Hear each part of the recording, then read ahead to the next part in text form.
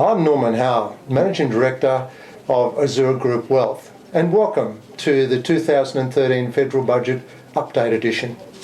The federal budget for 2013, most of the big changes were released in the media in the few weeks leading up to the government's speech last night. And that mostly was around reforms to the Medicare levy and of course superannuation. The main changes I want to talk about today are around superannuation. There was 5 major areas that were affected last night.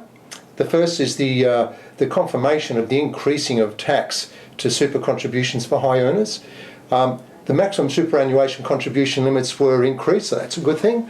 And also too, there was a reform on the excess contributions tax where people have made mistakes, and that there was some common sense applied to that, which was once again really good to see. And then on the downside though, there was a lot of comment in the media leading up to the budget about changes to superannuation pensions, and that in fact has come in. And the last, there was a little bit of a concession to some of our retirees in relation to deferred lifetime annuities. So let's get right into it. The increase in tax from 15% to 30% for high income earners earning more than $300,000, it's in. The maximum superannuation contributions for all of us, that limit has been changed, but it's staged in depending upon your age. So from July 2013, if you're age 60 or more, then you'll be able to contribute up to $35,000.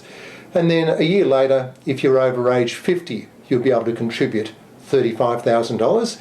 And then by 2018, the current maximum limit of $25,000 for everybody else will be increased once again to $35,000.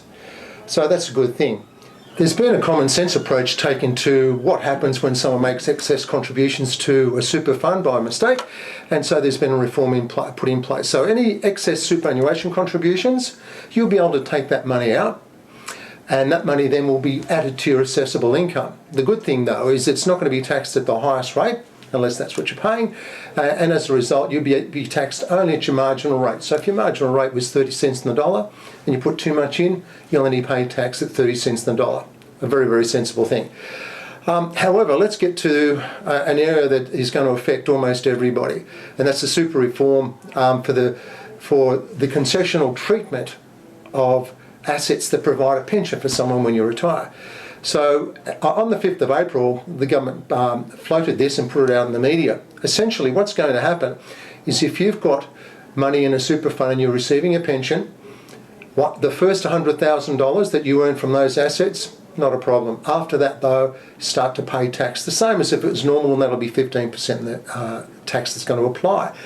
One of the kickers though is that unfortunately capital gains tax is going to apply the way that it does if the fund wasn't in pension phase. So essentially what it means is if there's any capital gains, you're going to pay 10% on that gain inside the fund. So some very careful planning is going to need to take place in the pension phase when a large asset's going to be sold, and you need to go and get some advice about that. The last thing I wanted to talk about was the deferred annuities. So people who take out a deferred lifetime annuity have been a little disadvantaged. They're now going to be treated the same as getting that money from a super fund. So that's good news there. And one of the reasons why the government has done this is so that people can plan and take on what they call longevity risk. So if you're going to live for a long time, go and get one of those. And finally, I'd just like to finish off on a few other budget items of note. From July 2014, self-education expenses claimed by URI are now going to be reduced dramatically and capped at $2,000. However, if your employer is going to pay for that, nothing changes. From 2014-15, the abolition of the net medical expense tax offset. So if you're somebody who does or is intending to have some major surgery, you need to go and talk to your accountant about how you're going to do that.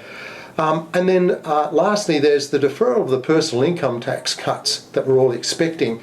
They were due to commence in 2015. They've now been deferred in line with reduced expectations of the carbon tax till probably at least 2018. The big message out of the budget though for you, if you're going to be doing any planning and thinking about retiring in the next 5 to 10 years, you need to go and get some solid advice. And that's what we're here for. So please, if you have any queries at all, don't hesitate to give us a call. I'm Norman Howe, Azure Group Wealth.